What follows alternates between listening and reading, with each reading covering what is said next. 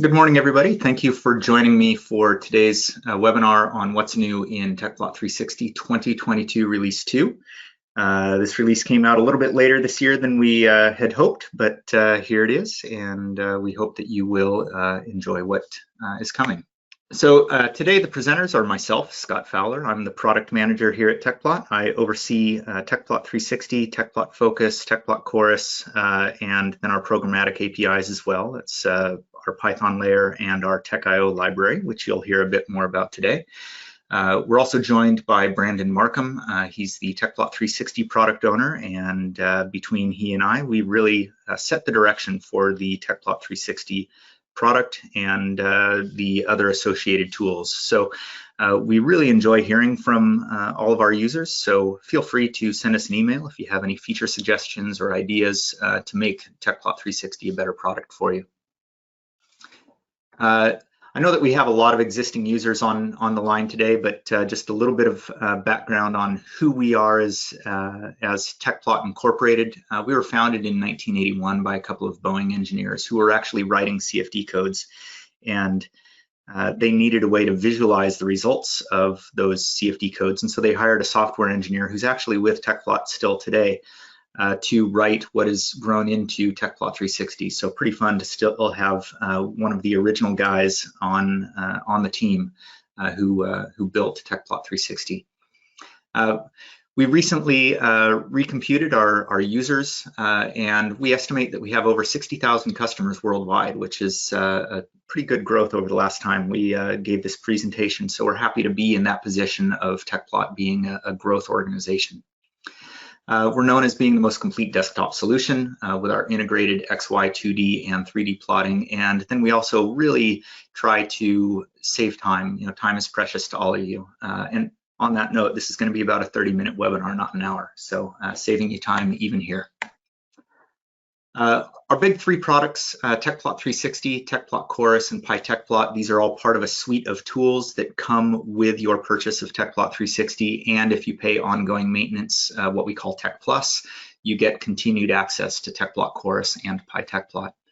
Tecplot 360, as many of you know, is used for CFD visualization and analysis and has the integrated XY, 2D, and 3D plotting. We're designed to handle very large data sets, large transient data sets as well. Tecplot Chorus is more of a design space exploration tool used to manage and analyze collections of CFD simulations. And then PyTecplot is an API we created back in 2017 to use the power of Python to drive the Tecplot 360 engine. So you get all the capabilities that are in Tecplot 360, and you can even do a more advanced analysis with the Python tools. And we have some great webinars and example scripts available there. Okay, so jumping right into what's new in 360 2022 R2. I'm going to talk a little bit about batch packs. This is a new licensing option for people with network licensing to get more out of the Python API. I'll highlight some critical bug fixes, so some motivation for why you should update to this newer version of Tecplot 360. Talk about some loader updates. You know, if you can't get your data into Tecplot 360, you can't use it. So we've made some updates there to help those situations. TechIO, which is our library for reading and writing Tecplot binary file format. We've made some important updates there. So if you are a code developer and are using that API, you'll want to pay attention to that portion. Some platform updates, and then like with our last webinar on 2022 R1, we introduced our work on higher order elements. Well, that work is going to be delivered to the general public in 2023. So we'll talk a little bit more about what's coming in that build in 2023. Okay, so batch packs, we're really excited about this. This is a good option for people with network licenses who have been trying to run scripts either locally or on an HPC in a multi-process sort of way. Traditionally, if you have a network license server, every instance of PyTecplot you check out is going to check out a separate license seat. And what this batch pack capability does is it allows you for a single license seat that you check out to run multiple instances of Tecplot. Now, what this means is you have more predictability on the number of processes that you are allowed to run simultaneously when doing your post-processing. So we've seen a lot of people on HPC systems who are trying to run, say 10, 20, 100 copies of Tecplot simultaneously, but they get impacted by their colleagues checking out a license, and that might cause portions of their script to fail because all of a sudden they don't have the licenses available that they thought they would. So this licensing methodology is going to give a user, when they check out a seat, the number of a specified number of instances of Tecplot to run. And this is going to be managed in the license file, and it's an add-on purchase to the network license seat that you already have. So this is really going to be perfect for people who are post-processing transient simulations, where you can do each time step kind of in a bubble, right? And it's great for running on an HPC, but you can also do this locally on a single workstation. And we've shown how to do this in some other webinars. So if we jump down to this second bullet here, you can run Python locally in parallel using Python's multiprocessing module. There are other multiprocessing modules like MPI for Pi that could be used. And we've done a webinar and a blog on that capability and showing how you can take advantage of multiple instances concurrently to speed up your post-processing. And again, if you're on an HPC, you can run a job using a job scheduler like Slurm or PBS. And this is just a small Slurm script, which shows a theoretical example of how to post-process 1,000 PLT files running 16 instances of Tecplot simultaneously. So that's what this is, 0 to 1,000 %16. So I'm going to process 16 at a time from 0 up to 1,000, and my PLT files are conveniently named myfile some number .plt, and just pass that off to a Python script. And so you'll be using 16 instances of Tecplot simultaneously, creating images, and in theory, you should get through your post-processing workflow, in this case, 16 times faster. Now, it depends on the throughput of your hardware, but that's the concept. So again, we're really excited about being able to offer this capability. We've tested this capability with a couple of users over the past couple of years and got good feedback, and now we're putting this out to the general public. So of course, the question is, how much does this cost? How do I get it? Well, contact our sales department. So cost is going to have a lot of variables in it. How many concurrent instances do you want? How many licenses do you already have, et cetera, et cetera. So please do reach out to our sales department, and they'll be happy to help you figure out how to accelerate your post-processing through these batch packs, which utilize our Python API. Okay, bug fixes. I hate to say it, but Tecplot does crash on occasion or does have issues, and we have a really full suite of tests that we run every time the code changes. But we've missed a few spots over the years, and so this is our effort to try to fill in those gaps and make sure that Tecplot 360 is a very stable and very performant application. So we recently found an issue where if you were using these the start, end, intermediate slices and then extracting them, there would be an occasional crash. We've resolved that issue in this release. So if you are using those and doing extractions, you may want to pick up this new release. There are a couple of issues with the calculate variables capability. One was there was an occasional hang when doing calculate variables. As many of you may know, Tecplot 360 is multi-threaded, so it will use all the CPU cores on your machine when doing various operations, calculate variables being one of them. And there's a term in multi-threaded programming called a deadlock, and that's what was happening here with very high CPU counts. Machines with, say, 40 cores, 64 cores. we would get into this position where there would be a deadlock, which resulted in a hang, and you'd have to kill the product and start it back up again. Well, we've resolved that hang here. So you should, again, get very high performance out of the calculate variables, but also now have better stability. We also found an issue with the normalize with respect to when you're using maximum magnitude or reference values, which are not the defaults. So if you are using calculate variables and you're not modifying that dropdown using no normalization, there was no problem. But when using the normalization, we were getting incorrect results with Tecplot sizzle data, just confined to those data files. So again, important to update to this new release and perhaps check past results if you've been using sizzle data in combination with the normalize respect to options. And then finally, if you are a network license user who travels with your laptop, you may be checking out a roaming license. So roaming is the ability to run Tecplot 360 without being connected to your license server by enabling roaming. Well, when people were returning those roamed licenses and they were accidentally not connected to the license server, Tecplot 360 would crash. Hopefully, it seems like this would not affect too many people, but for those affected, we've resolved this issue. Okay, let's jump into data loader updates. Again, if you can't get your data into Tecplot 360, it's hard to use the product, and we want you to be able to use Tecplot 360. So ANSYS Fluent, we've updated our loader there, their new CFF file format, which stands for Common Fluid Format. This is an HDF5 based format. And ANSYS supplies us a library to be able to read those files, and every release they make updates to that library. So we've incorporated that so to ensure that we are compatible with their 2022 R2 release.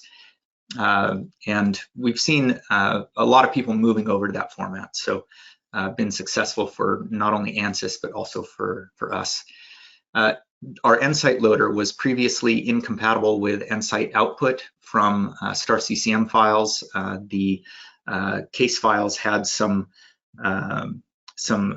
items in the file that we weren't properly handling, so we've resolved that, particularly transient cases. So if you are using star CCM and you want to bring your data into Tecplot 360, we find users who export the nSight format to have good success.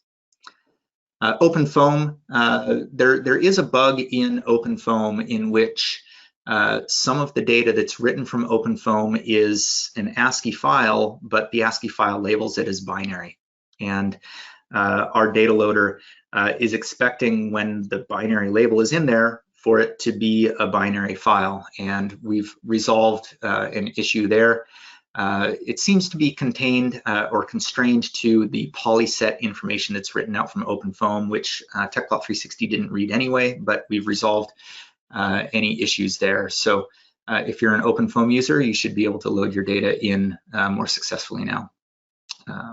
Okay, the converge.out loader. If you're not familiar with this file format, this comes from Convergent Science. Their converge tool. .out is an ASCII file format with convergence history type data, so line data. And Convergent Science also produces or licenses their software to Gamma Technologies with a product called GT Converge. And they had a slight variation of that .out format. We can now read that. So we're actually in this partnership with both Convergent Science and Gamma Technologies. So if you use any of those tools, you can use Tecplot 360 now with both of those included with their licenses. The CGNS file format, we're seeing more and more people take advantage of the CGNS option to have a zone with multiple sections in it. So that's a great way to organize your data within the CGNS file format. And we had a performance bottleneck when there were multiple volume sections. We've made a performance improvement there, and we only had a couple of data files for testing this, but it looked like we were about 14 times faster. So if you've had poor performance with our CGNS loader and you know that you were using multiple volume sections, you're going to see a pretty good performance improvement. Okay, and the final loader update for this release is the ROMS loader. So ROMS is the regional ocean model. And this loader is actually not loaded by default. We still consider this to be a beta quality loader. We've had users with great success with it, but we did find an issue where the V velocities were being imported incorrectly. So if you want to use the ROMs loader, that must be enabled in the tecplot.add file. Pretty easy to enable that loader. There's another loader that we have that's not loaded by default, and that's the WRF loader. So that's a weather model format. So if you are in the geosciences and using ROMs or WRF, both of those are netcdf based file formats, we can load those, but you have to go into the tecplot.add file and enable them. And we're very interested in feedback from you on those. Okay, Tech.io. So again, Tech.io is our library for reading and writing Tecplot binary format. We fixed an issue with a call called Tecflush, and we actually have two versions of the API, what we call our legacy API and our new API. The new API is a little bit easier to follow. So that one's called Tech File Writer Flush. So what does Flush do? When you're writing data via Tech.io, it stores data in RAM before writing it out to disk. And the Tecflush command will force the flushing of data from RAM out to disk to help keep the writing, the RAM footprint lower while you're writing your data. So pretty important capability, particularly for people who are writing out transient data. We had one issue there where it wasn't retaining auxiliary data correctly when flushing to disk. And then combined with that, the Tecflush, because it writes data to disk, we have a tool called SC Combine, which will take all of those files that were flushed to disk and combine them into a final SCPLT file format. And that's really only used when, say, your solver crashes and you only got part of your data written to disk. If you want to reconstruct that data, you can use the SC Combine tool. And that tool had an issue where it was failing to correctly combine data when there were a small number of zones. So again, I think this is going to impact a very small number of users, but it's important to update the binaries.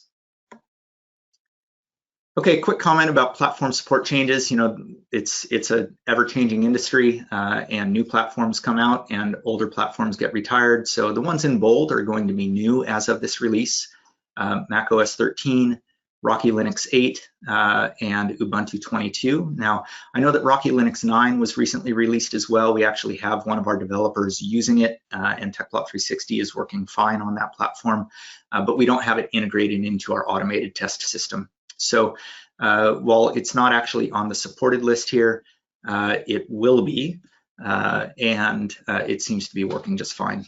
Ubuntu 18, note that Ubuntu is dropping general support for Ubuntu 18 next April, so any releases of Tecplot products delivered after that end of support will also not support Ubuntu 18. And then for PyTecplot, we endeavor to support the current release of Python and the two previous. So that would be 3.11, 3.10, and 3.9. We currently are actively testing on 3.8. So we are, we test on 3.8, 3.9, and 3.10. So 3.11, again, one of those newer operating systems or newer versions that don't have quite into our automated test system yet, but we are going to be supporting 3.8 and newer with this release of Tecplot 360. Okay, so that's it for 360 2022 R2. We've been putting a lot of effort into our high order element development. We're seeing more and more government labs and academics putting effort into high order element support. You know, as grids get larger, it gets harder and harder for people to manage those size of grids. So high order elements is a way to reduce the mesh size, but continue to get the quality of result that you need and the accuracy of the result that you need. So we've been working with a couple of code developers who are doing high order codes and working on this project to support Lagrangian elements. So that's high order elements that have the data stored at node locations up to P3. So this is going to have nodes along edges and on faces of your cells, which has not previously been supported in Tecplot 360. The file formats that we're supporting are CGNS. The CGNS format has higher order element support in it, so that was our first iteration of support. And then over the last few months, we've been adding support to the sizzle file format, the SCPLT file format, and consequently the TechIO library APIs had to be updated to support higher order elements. Tecplot 360 data loaders had to be updated, and a huge amount of internal algorithms were updated to support higher order elements. And then of course, our PyTecplot Python APIs, which are able to read and write data, were updated to support the higher order elements. So a pretty large body of work for our development team to take on, and we're getting close to being able to release that in early 2023. So again, higher order elements and why they're important. So if we look at this plot on the upper left, this is a quadratic 27 node hex. And the definition of the data within this cell, this is just a single cell that we're looking at, is supposed to be represented as a sphere. So a lot of people who are doing their high order element simulations, they end up bringing the data into post-processing just with the corner nodes. And you can see that the isosurface they get is nothing like a sphere.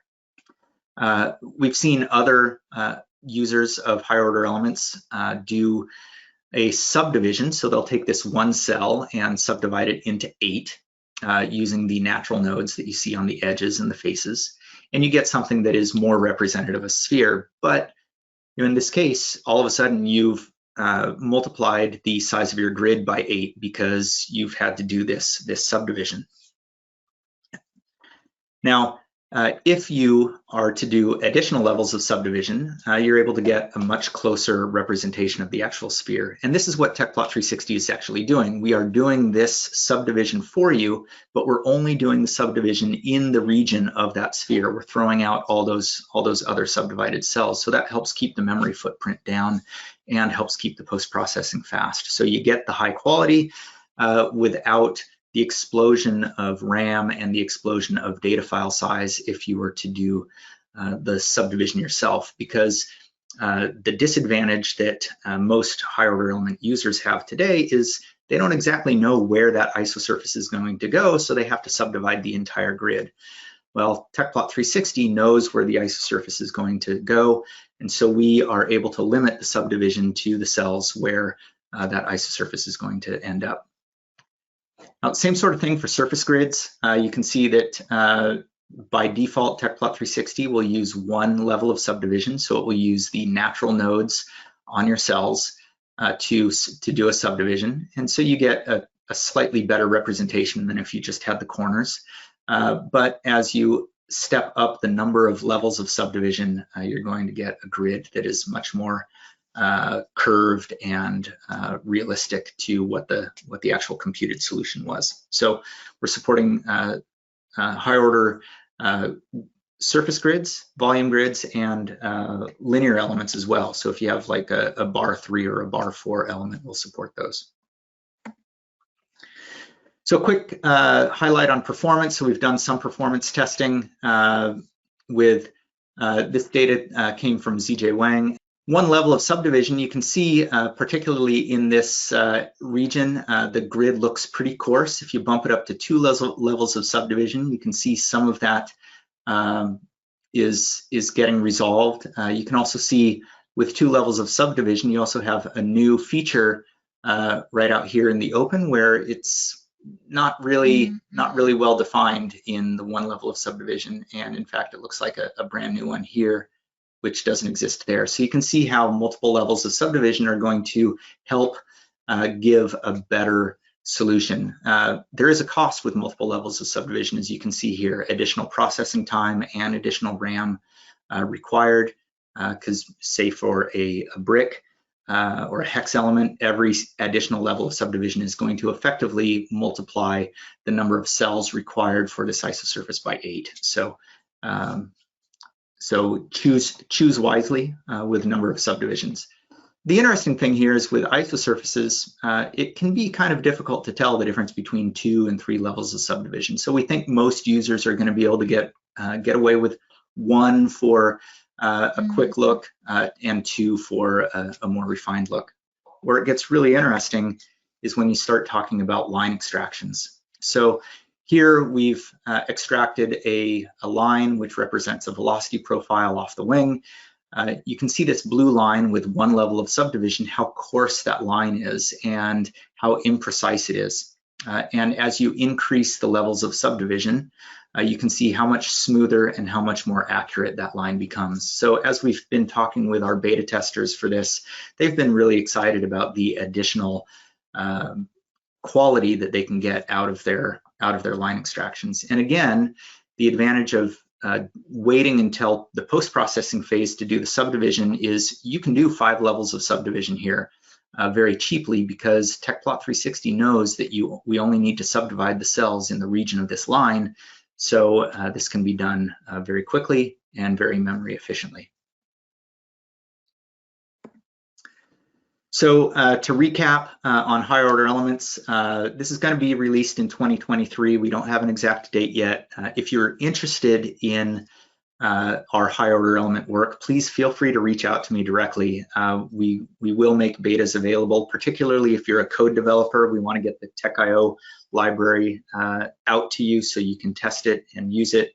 We're already in talks with a couple of major code developers out there for incorporating the Tech.io library. So we're pretty excited about this work. We think that it will help usher in the higher order element, the use of higher order elements in the CFD community. Post-processing has been one of the difficult sides of processing higher order elements. So again, we're happy to make our contribution here to the CFD community. So with that, we'll open up the floor to questions. Happy to take any questions. Again, if you need any training or support, you can visit our website. You can email us directly. support@tecplot.com is a great way to get support if you're in North America. If you're in Europe or Western Asia, email our European office, support-eu@tecplot.com. And if you're outside of either of those localities, please do contact your local distributor first. They'll be able to give you the most prompt response, being that they're in your time zone. So that, I appreciate it. Brandon, I hear you chiming in there. Any questions? Yeah, thank you so much. I do have one question. So in that diagram that you showed, how are batch packs served up currently without the batch pack capability, or batch licenses, I should say? Yeah, so Tecplot, so when you purchase Tecplot 360, your license key actually has 3 licenses in it. It has a Tecplot 360 license, or a license key, a Tecplot Chorus license key, and a batch license key. And when you run Tecplot, you are checking out a batch license key. So this is something that a lot of our users don't actually know, is you're actually getting 3 licenses in one when you purchase Tecplot 360 and have active Tech Plus. So if you are today running Tecplot 360 in batch mode, that checks out a 360 license seat, but Tecplot checks out that batch license seat. So that's an important thing for people to know, is that you can be a little bit nicer to your colleagues if you migrate over to a Tecplot workflow, because it checks out that batch license. Again, today, for each instance, each time you run Tecplot, it's going to check out a license seat of that batch key. So if you have a 2-user license, you're only going to be able to run 2 instances of Tecplot concurrently today. But if you upgrade to this batch pack, you're going to be able to upgrade, you're going to be able to run as many instances as your business purchases per seat. Did that answer the question properly, Brandon, or do you have anything to add on to that? Yeah, I think that seems to answer the question pretty well. Yeah, thank you, Scott. And I have one more question here. Sure. So how can I set up a licensing for a headless machine? In other words, how do I automatically connect my computer to a license server if I'm not using the display and just running in batch mode? Let's say like the GUI isn't up. Yeah, Um, that's a good question, and I think I'll let you answer that one, Brandon, because I think you actually know that question, that the answer to that question better than I do. yeah, yeah, and that's a really good question here. We actually have a knowledge base article that we recently um, put up online at kb.tecplot.com that has that answer. And there's a number of different ways that you can do it. The recommended way is to create an environment variable using our techlmd underscore license and set it to the license server port number and then at the license server host name. And that KB article at kb.tecplot.com, it's the most recent one, at least at the time of the recording of this webinar, has some more information on that. And there's also a second option where you can edit one of our license files to also just automatically connect to um, a license server of your choice. So there's two methods, but we recommend the environment variable method though too. Yeah, that's a And great and timely question, especially as this batch pack licensing is coming out and people may be using more PyTecplot on HPC type systems. And again, I'll reiterate that this can also be run locally on the batch pack capability could be run locally on your machine and like I mentioned in this article on using Python's multiprocessing library. I use this all the time, helping customers and running locally. There are inherent single-threaded portions of the post-processing pipeline. A lot of Tecplot 360 is multi-threaded, but a lot of data reading is just inherently single-threaded. Rendering to the screen is inherently single-threaded. Whereas data alterations and processing isosurfaces is multi-threaded. So even though Tecplot 360 has a lot of multi-threaded code in it, you can get some speed ups by using something like the multiprocessing library on your workstation. In tests that I've done, I've seen anywhere from like a 2x to a 8x speed up. We have an article that shows, advertises 6x. It's hardware dependent, but it can be a great way to increase your post-processing productivity. Okay, well, thank you everybody for showing up for today's webinar. If you feel like you want to reach out to me or Brandon, feel free. Our emails are right there. So appreciate your time. Bye-bye.